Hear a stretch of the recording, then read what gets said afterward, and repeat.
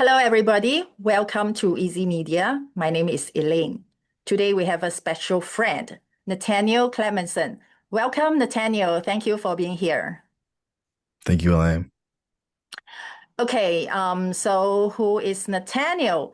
This is quite a spontaneous interview. Last night, I received a petition from my friend, who is my regular viewer. So when I saw the title of the petition, I thought it was some leftist anti-ICE activist stuff because it says hold ICE agent accountable, is it? And when I wasn't quite interested to open it, but it is from my viewer, from my friend, so I open it and read it. And I find it interesting. And also my friend told me this happens on her daughter. And so I talked to my friend and realized everything is true. It is about her daughter and her daughter's husband, who is an American citizen, who has posted this petition. And after I listened to their story, I find it interesting. I find it is valuable to share to my viewers. So here is Nathaniel. So thank you, Nathaniel. Now, could you please tell us, you are the husband of my friend's daughter, whom now has That's been correct. arrested and detained by ICE agents. Could you tell us how this happened? And first, maybe before that, could you tell us how you and your wife met? Let us call your wife Kai. How you and Kai met and how long you have been married? So we met country dancing. Oh, One of my very close friends is a competitive country dancer, and I was visiting him, and he invited me to come to a class the following day after a competition. I went, and there I met Kai, and we danced together a few times. I came back to the class a few times, and we formed a bond over time and decided to get married. I came back to North Texas, and we've been building our home. mm. That was how long ago? We got married in February 16th. Oh, so you're considered actually newlywed. Yeah, Uh, absolutely. Congratulations for that. But at the same time, it is also a sad thing because the newlywed couple now it is being separated. Yeah, unfortunately so. Yeah, that's really unfortunate. And it's something you didn't expect, I guess, because Kai is holding a student visa now, which it is not expired yet. So she's legally here and legally, staying here as a student. But what I want to know is, after marrying to an American citizen, does that make her eligible to apply for citizenship, which she is already not an illegal personnel here. But then now she's married to an American citizen. Does that make a difference? Does that make her more eligible to stay in America? So it depends on how you look at it. So arguably, yes, she immediately is eligible to apply for a I-130, which is a marriage-based change of status. So we're undergoing that process. And so absolutely be eligible for that to finish adjudicating and continue her life with me in America. So yeah, and I would say even without marrying you, she's still holding a student visa, which is not expired yet, right? There hasn't been any notification of that. So that's her status. So she is in any way, she's not an illegal personnel in USA, right? She entered with the F1 status legally, yes. Um, okay. So do you know what is the reason for the arrest? And also, I want to know that the situation on that day. When was the day that she's been arrested? And then was she a target? Like, did they come especially for her with the warrant with her name, or it was just a random act of ICE agents whom they were always searching for illegal immigrants, and just by chance that they arrested your wife? Well, it was very bizarre. It was very sudden. We were just going outside. We were going to the gym that morning. and men jumped out of multiple vehicles and came over and detained her. And yeah, it was very sudden. There was no warrant or anything of that nature. We were both very much in shock. It was like, wow, like, I was not anticipating this at all whatsoever. Yeah, Um, like how was their attitude? Did they Very startling. explain or did they was she the target? Like did they come especially for her or it was Yeah, just a random arrest? they came for her in particular. They said they had been there for several hours. Oh, really? So they have been like Yeah, waiting and then until she appeared and then they just detained her. that is correct. It was very sudden. Um, There was one behind me that I didn't even recognize. Like an undercover guy with a hat on backwards and walking a dog. Like ultimately, when I saw him talking to them after it happened, I was confused. I thought he was a member of the community, just seeing what was going on. But then he began to inform me like where she was going and things of that nature. It was all very startling and bizarre. It seemed like a movie or something, like it just doesn't seem real. Like a lot of times I tell people this, they're like, be for real. It's like, yes, like it was like a movie for real. was it very threatening? Was they very are they very aggressive? I couldn't Or say it was aggressive as far as like the intensity. They weren't aggressive with us, but it was just so like no questions. It was operational. It was get out the way. You can't access the vehicle. Like they came and got her. may I know how many agents of them and how many vehicles occurred? Three vehicles, three gentlemen, one dog. For one girl, Right. uh, okay, whom you do not know the reason. So on the spot, what have they explained? What is the reason that they gave you? Uh, they just said that we're here because we believe that you're out of status. You're coming with us. They asked us a couple questions. They said this is just protocol. It's okay. She's gonna go be processed and come right out. And it's like, okay, like I don't know about that. Like, I wish that there was a alternate route before this level of intensity. It was very sudden and very shocking, and just felt surreal. Yeah, okay.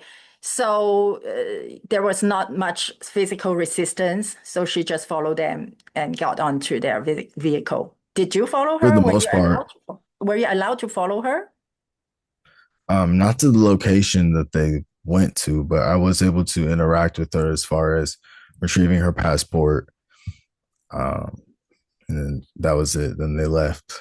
I wasn't even sure they were going to give me the address of where they were taking her, but Oh, okay. And ultimately they afterward, you did. were allowed to like visit her at the address that they gave you. Not visit her. I have seen her now that she moved to the detention center after, but I've seen her once. She only gets 1 hour visitation once a week. So yeah, my next Oh, visit with her isn't for weeks, that was how unfortunately, many but days ago? The detain was how long ago? May 20th. May So we're going 20th. on 3 weeks. And you only met her once. Unfortunately, yes. But we get to see each other over the phone, digitally. Yeah, Uh, which unfortunately isn't too much different than in person because in person it's the glass wall and the phone. oh, really? There was a glass wall and you have to talk to each other through the phone. It's just like a Yeah. criminal. Yeah. Like the prison cell we have seen like in a movie that the family have to visit through the glass oh, I didn't expect it is like that. I thought it is a detain center which may be less security and people can meet the family face to face. So that's not the case. No, not the Okay. case. Can't take her things. They can approve things and I can mail her things, but there's no like bringing her food or anything or no open visitation. So may I know, was she staying in somewhere like a prison cell or is somewhere more. It's called the detention center. Yeah. So it is not particularly a prison cell. It's very similarly structured to a jail. Yeah, There's it 30 sounds very something similar in to the a one jail. room. Did she has her own room? No, there's a large amount of people that share one room. I believe she said 30 in her group. They all have bunk beds.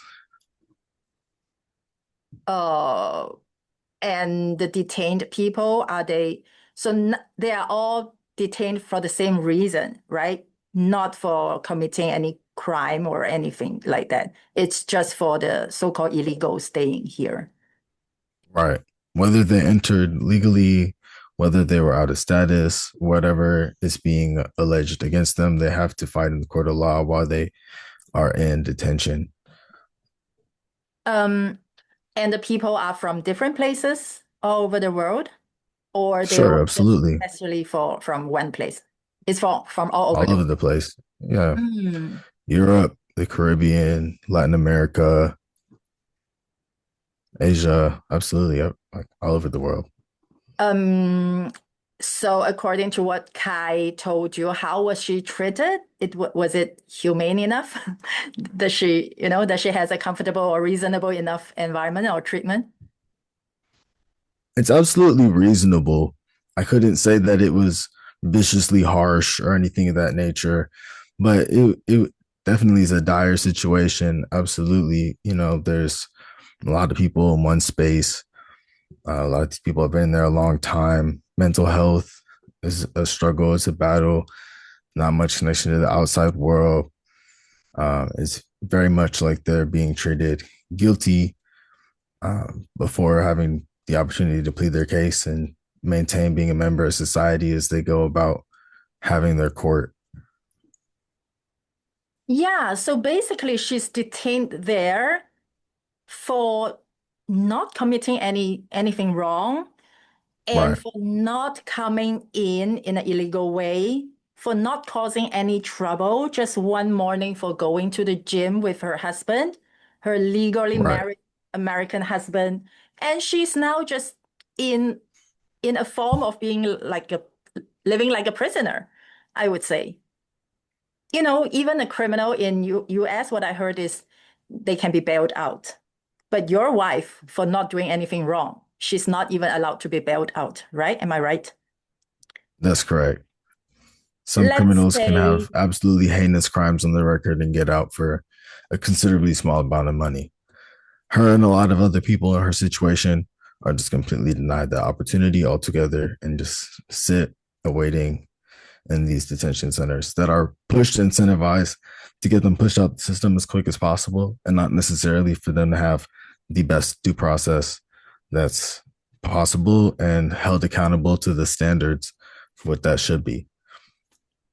okay, so now what I want to know is it even legal to detain a person like her who didn't commit any crime and who does not have any illegal status in US? So is it even legal to arrest or detain a legal person like that in a lawful country?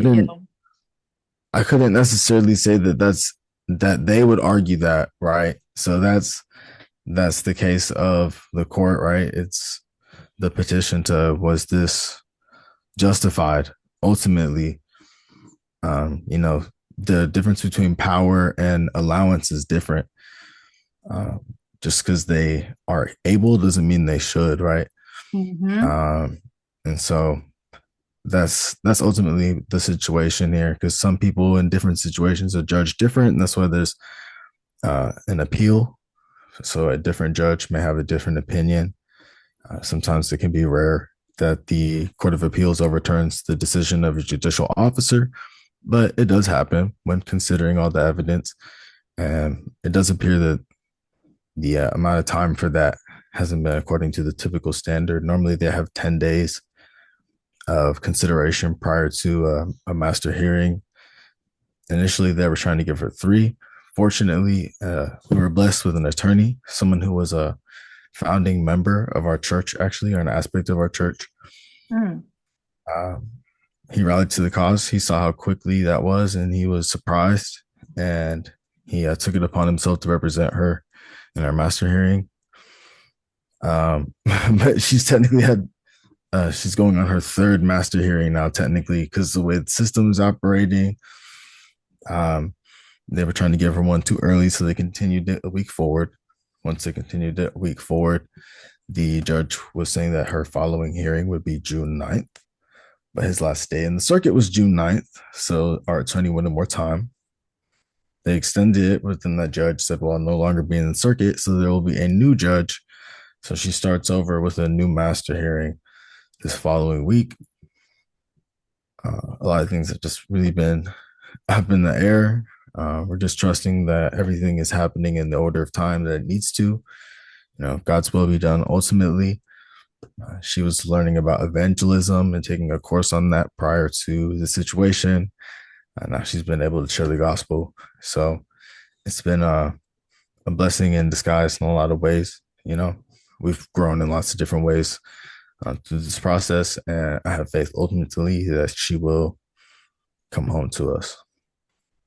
Yeah, let's all pray that she will come home as soon as possible. And I do believe that everything there is God's blessing, which is in disguise. And in man's hand, many mistakes can happen, but in God's hand, everything comes with a good reason. I do believe in that. So I can hear that there is action you have been taking, and then God has given you the correct person. Just happens that the right person is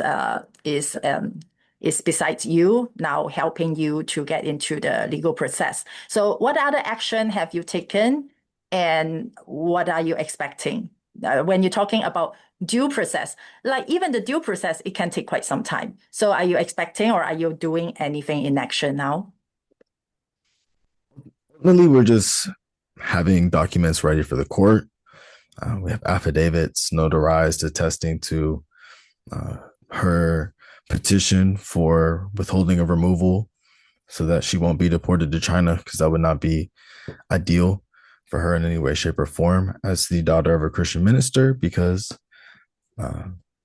that's not, Christianity isn't something that's openly allowed in China. And she's been persecuted for that because it's not just a standard, it's a social thing as well. She's been bullied. She's had the teacher tell people to harm her, and things that nature when she was in school. And this was before she herself has now grown and been a part of ministry. So ultimately, like, her staying home with her husband and with her family and her church is something that would be very important for her life, her well-being. Yeah, I know that both you and her, you and Kai, you are Christians, and you are having a lot of service at church. And also, as Christian in China, they will be persecuted. So America is always seen as a refuge, a safe place for Christians from all over the world, like a hiding refuge, a hiding place. So I don't know, is it still safe for Christian when they are not safe in their own country and they come to America legally? Also, even like Kai's case, married to, fall in love and married to an American like you. Do you still think that America is safe for Christians to be a hideout? I don't think that thinking about it with the mindset of a hideout would not be objectively what the current administration is endorsing as something that would be allowed at all. Ultimately, I think beyond a hideout, more reasonably, it would be a promised land, a place for liberty and justice for all, right? A Christian nation. And so ultimately, in spirit and truth, I would love for that to be the truth and to be the case. But ultimately, adjudicating that and ruling that out in the current system that's very pressed because of tight restrictions does withhold the right of discretion for our judges to rule in favor of it operating like that, truly. Ultimately, because of executive order. And so situations now need more uh, extenuating circumstances for them to even be considered. So it's been a process of gathering that and justifying that ultimately for her, because that's what it really takes right now. Okay. Now come back to you, Nathaniel. I want to talk a little bit more about you. So you have your own business, right? And also, no offense, but I want to know, how is your business doing? And have you been paying taxes? And Kai, has she been, abiding to the law in US, and has she been paying taxes? Absolutely. We're both taxpayers. That's something about the situation too that I attest to her character. She's been tax paying. She's been renewing her ID every year. She's been abiding by the law. She cruise control to make sure she doesn't speed and everything. You understand? So, she's very orderly, and that just attests to her character.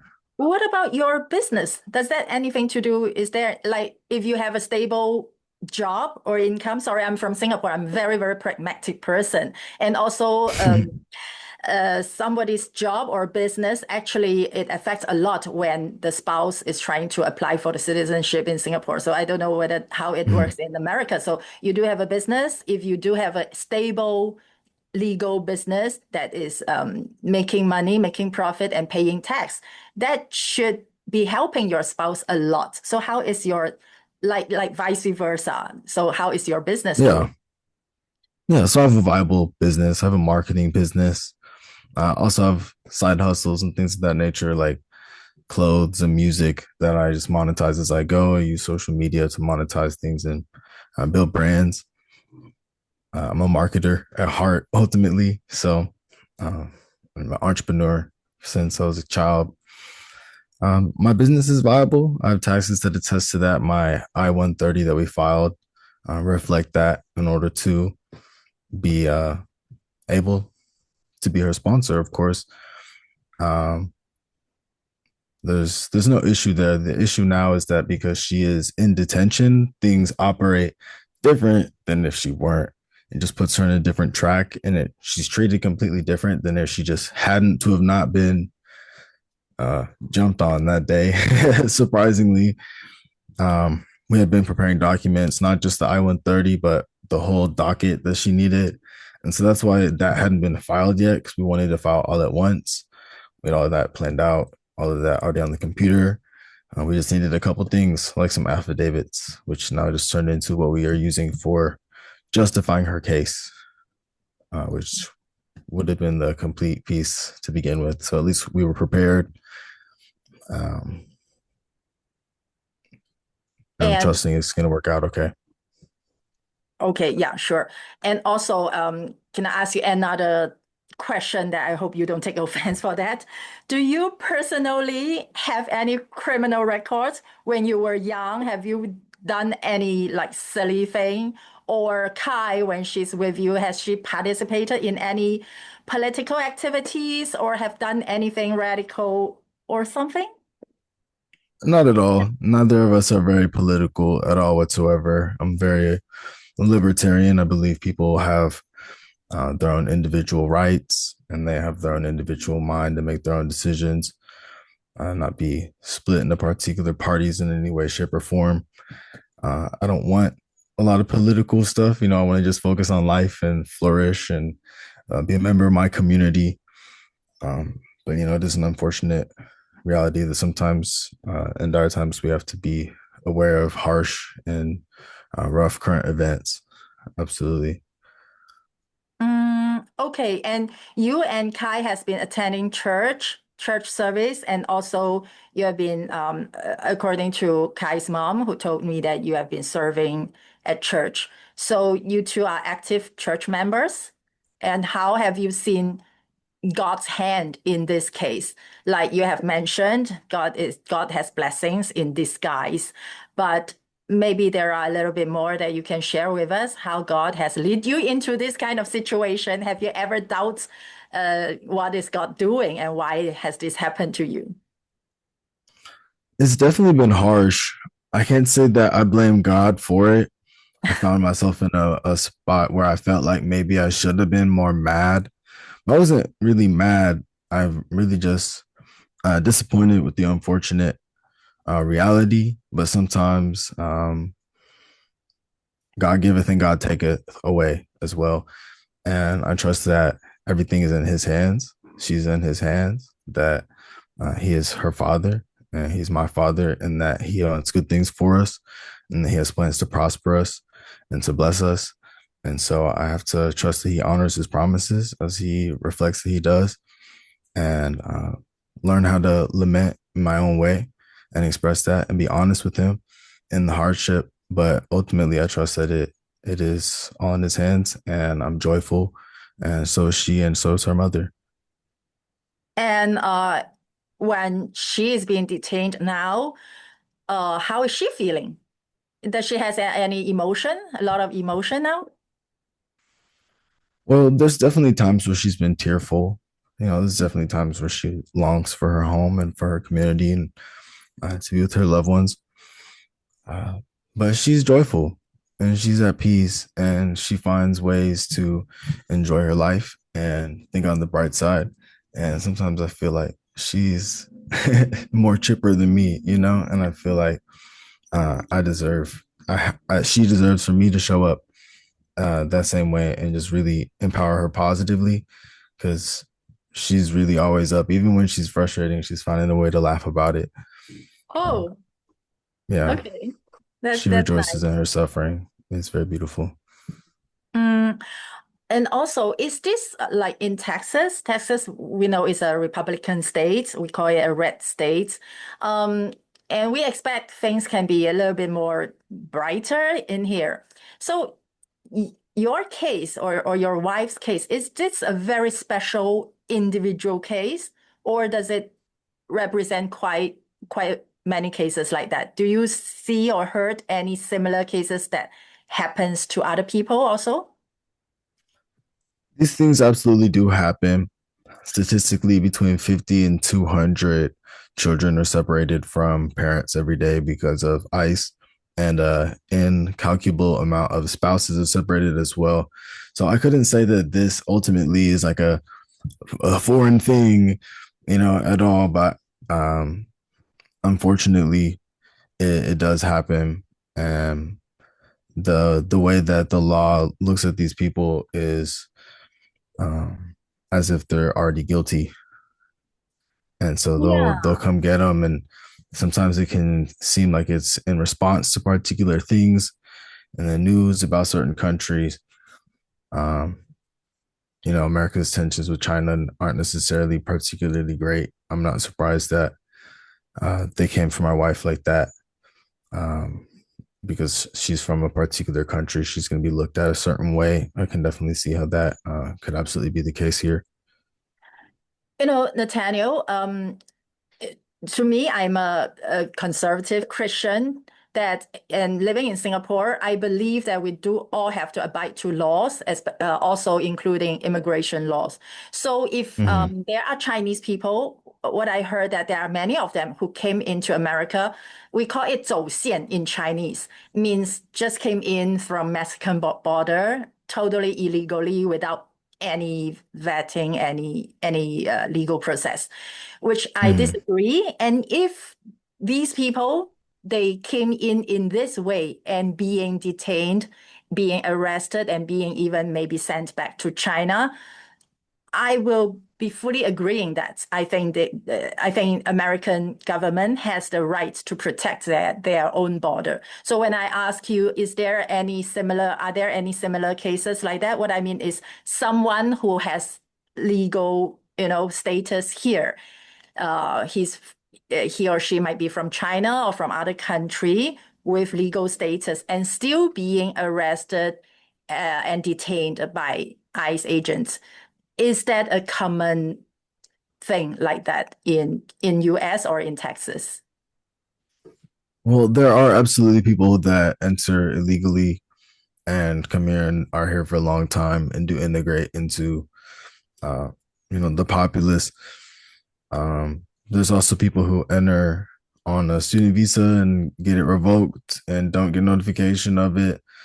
Um, there's also people who are in a legal status who um, are are targeted and ultimately win in court that wasn't the way that should be processed, and they're released. So ultimately, it's just a legal decision at this point. So I understand like you made a petition for people to sign to create more awareness, to let your voice to be heard by more people. Um, I have two questions here. Number one, um, can do you have any advice to the immigrants, whether like they have different status here, they are here for work, they are here to study, they are here to visit for whatever reason. If they have a good status here, do you have any advice for them? How can they still stay in America with the peace of mind, not worrying? Because they have to know, like, how can I make sure that I will not be detained by ICE, which they all believe that they're safe here, which they could be not. So ultimately, I'm not legal counsel. So as much as I would love to say, like, here's the top 3 steps on how to do that, everyone's case is going to be very different depending on how long they've been in the States. If you've only been in the States for a couple of months, you're more apt to be able to get asylum because you have to do that within your first year. If you're past that, you're going to have to consider different options. But everybody's case is unique. You might be able to get a non-removal so that you can stay. You're not necessarily, you might get like a work permit or something like that to go about the time that you can potentially process for a green card. But everybody's case is unique. And so getting a good immigration lawyer has absolutely been a blessing to understand what the best routes to pursue are, because there's so many and lots of people ask questions like, oh, why don't you do this? Or why don't you do that? But it's very obvious from what our attorney tells us why we have to go about it, how the process demands. Okay, another question is when we are trying to like spread your petition, trying to get more people to sign the petition, do you think people can help you, like signing the petition or help you in any different ways? But at the same time, we still support a safe and secure border for America. Do you think it is possible? And do you think this is what should be done? Well, a safe border is absolutely vital. It's absolutely vital. But Mhm. if we could target the people who are a threat and salvage the people who are a benefit, we would ultimately be greater. And if there's really bad people, why don't we focus on them?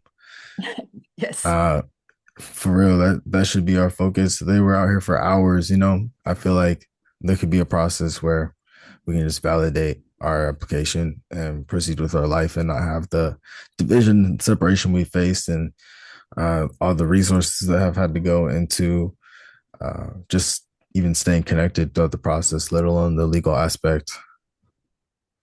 Yeah, actually, I have heard a lot of cases that there are serious crime committed by illegal immigrants, or even if they are not illegal, they are American citizens and they commit really vicious crime. And the law enforcement officers should go after them. Like you and your wife, like Kai, really for doing nothing wrong. I don't even think in a very, very the most pragmatical way that you should not spend any taxpayers' resource just to detain a person. It does not help any of the society to become safer. Like when Kai is in prison, don't tell me that the society, the community becomes safer. I don't believe that, right? Yeah, No, it becomes stricken by the matter of the facts. It's something that brings many people strife and sadness. It's not just her family; it's her whole community that mourns. Um, people are meant to be together, and losing a loved one is yeah, is deep. I have full sympathize on you and Kai. And ever since I heard about that, I signed a petition and I started to pray for you and pray for Kai. And at the same time, because I used to really support, well, actually, I'm still supporting the law enforcement officer to create, I think it is their duty, it's their job to create a safe and just community for the law-abiding citizens to live. And I still think they should do that. Do you agree? Well, of course, law and order is essential. That's how society goes forward. That's how truth and justice prevails, right? That's that's vital for wellness of everyone. Yeah, so it doesn't mean that we are against any law and order, not at all. So we are still, having full support to whoever wants to reinforce law and order in any society, like being in Singapore, being in America. I think every citizen wants to live in a safe and just society, and we need a law enforcement officer to maintain this good society for us. And we still hope this way. But at the same time, as law-abiding citizens, we hope to live safe and being treated just and fairly, right?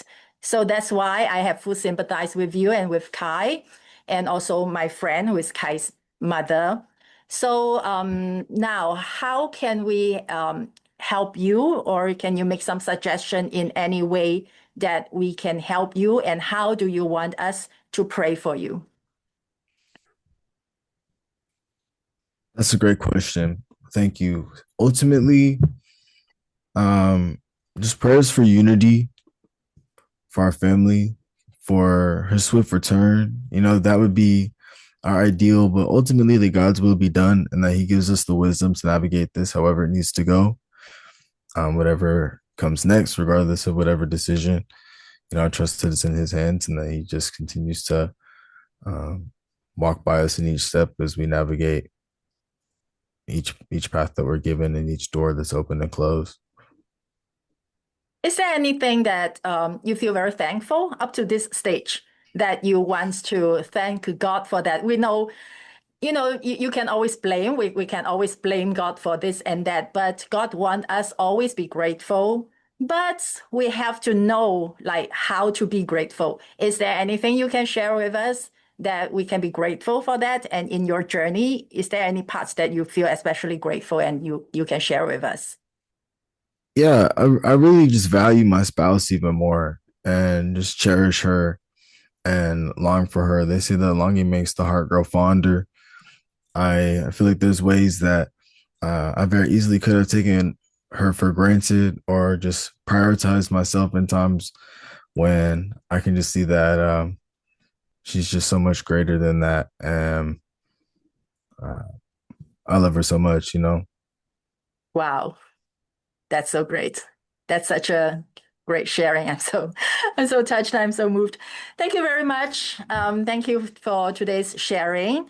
And I hope our audience, many of us are Christians, that we hope our hearts all come together to pray for you and do whatever we can to help you. And I hope you and Kai and her mom can reunite very soon. Okay, thank you very much, Nathaniel Clemenson. Thank you very much. Thank you so much, Elaine. God bless you. 那么在这个节目播出的这一天呢，其实距离我跟 Nathaniel 录节目已经是好几天了啊。这个节目是上个礼拜录的。那么我刚刚收到 Kai， 就是这个女孩子她的妈妈发给我的一个 update， 一个最新的情况啊，等一下跟大家说一下，是挺可爱、挺感恩的。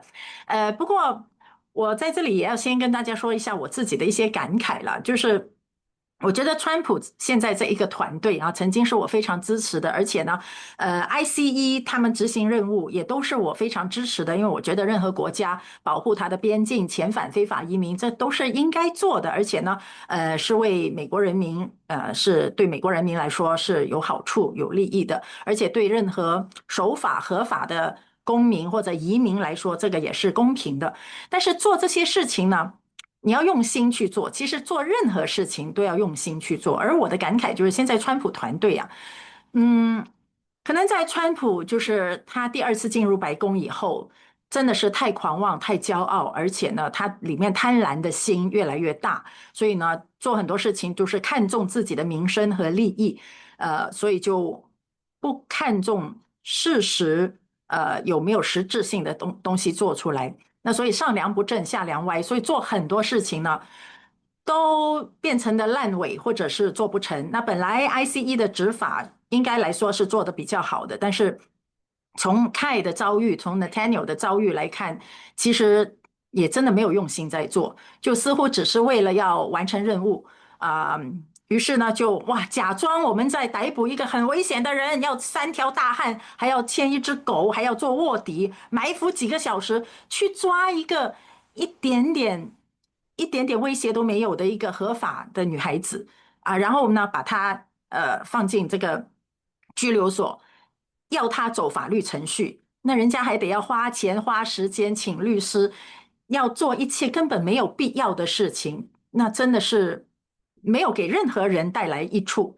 那为什么要这样做？其实就是不用心，就是只是为了完成可能一些 quota 我抓了多少个人，要往上交差，那么结果就去连累了无辜的人，而浪费了纳税人的钱，也没有增加了美国人民的安全，也没有增加了这个社会的公平，所以就是没有用心去做。因为你从上面的领袖没有用心去做，那下面的人他也就不用心去做。大家要么为了利益，要么为了交账交差，那么就随随便便的做，结果呢，公益得不到彰显这个人民也得不到益处，所以这个是让我很感慨。那我们也要把这个东西应用在自己身上，所以圣经说，做一切都要好像是给神做的，就是我如果在做这件事情，我要想到这个讨神喜悦吗？符合神的公义吗？那我就不会这样随随便便去抓一个无辜的人了，是吗？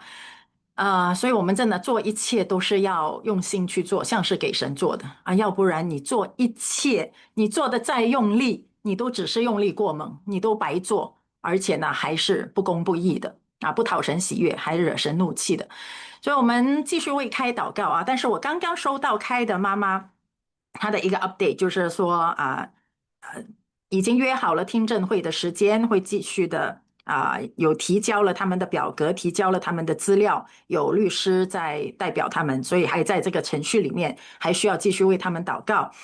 但是他说了一个很可爱的事情，就是凯这个女孩子呢，她在现在在这个 detention center 里面，在拘留所里面就很积极的传福音，现在已经有4位女孩子跟她一起每天读经祷告，其中有越南裔的，有牙买加裔的，还有2个是墨西哥裔的。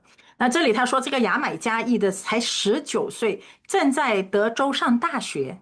为什么一个19岁来德州上大学的女孩子也会被拘留？所以真的，我们看看人做的事情，真的是看了很让人气愤。但是神在人的这种败坏里面，却在做好事、做美事。所以现在凯已经带着这4位姐妹，每天读经祷告，感谢主，哈利路亚。所以神在一切事情上都有他的美意。那我们继续为凯、为 Nathaniel、为这个家庭，还有无数就是蒙受委屈的人，继续为他们祷告。希望神的心意在这个很荒谬、悖逆的这个时代，神的心意能够继续彰显，让更多人蒙恩蒙福。拜拜。